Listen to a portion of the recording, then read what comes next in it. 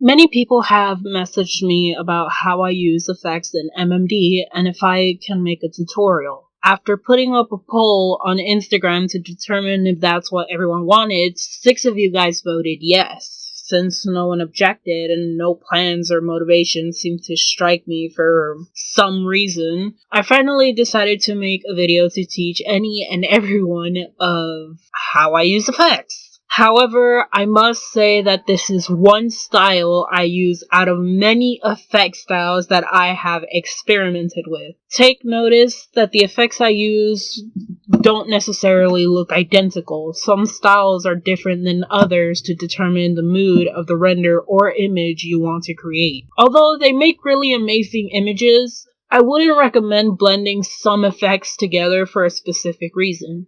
Although it might happen only to me, I will still say stay cautious when making certain videos with these effects. Now let's begin! I'm ripping my hands, don't worry. I start off by focusing on what I want to make. As of now, the idea hasn't struck as I write this script, but from the video you can see or you saw that I was using pose references. Although I do admit I don't like using them, they are helpful and help you determine where certain bones should be and give the model a more realistic look. The same goes with facial sliders, or what other people call morphs.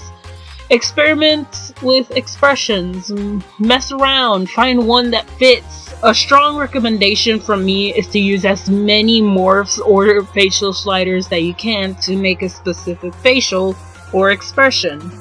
Dead-faced expressions don't give out how the character feels in the image. However, this tip does not apply to characters with masks or characters that don't express as much as they are designed. The first question I ask myself is if the model has any shadings I wanted to pop. I load up HGSAO and SVSSAO to bring out the 3D figure of the model. However, this doesn't apply if you plan on manipulating the image into looking like a 2D image, also known as using toon shader or messing with the image in general to make it look like you drew it.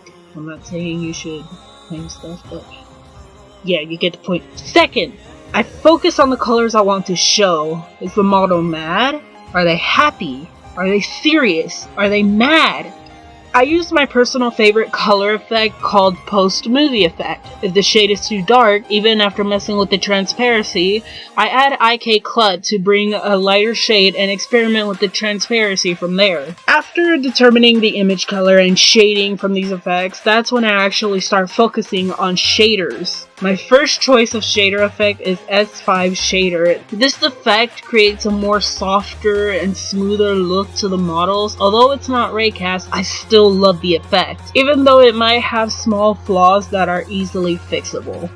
With a bit of experimentation, I use a rhinestone effect to roughen certain materials such as clothing. Although it might not work with everything, I would suggest to use the rhinestone effect when it comes to dark clothing or when using it to roughen extra materials such as masks or horns. It gives them a more of a realistic-ish texture and helps pop out. Here are some examples that I've used the effects on so far.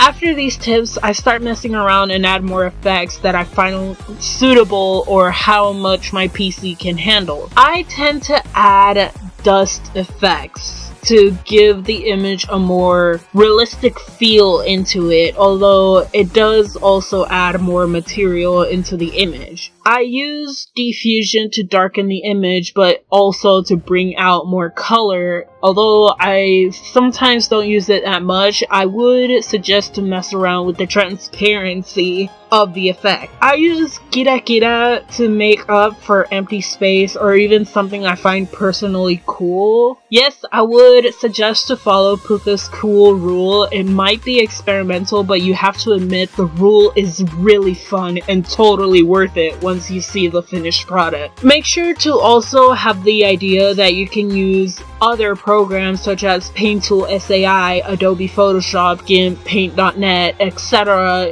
If it's free, free or not free, either choice is yours. The idea of having another program to help edit your image is very helpful when you can't find an effect to your liking. For an example, I wanted an effect to give off a smoke cloud that the model or character is creating. However, I couldn't find a specific one I wanted. I went to Google and downloaded transparent smokes and clouds to make or manipulate the image to make it seem that Sally Face, the model I used, was smoking. It's also optional to make your own clouds, so it's fun to do, and there are plenty of tutorials on DeviantArt and YouTube to show you how. So far, this is how I've made images and how I've constructed images. I mostly experiment with effects a lot, and I like to mess with colors, but also I'm still experimenting with more effects. If you're interested in to learn on other effect styles I use, such as images for tanned models, I can create a video on that if you wish to your liking. Comment down below if you want me to make that, and I hope this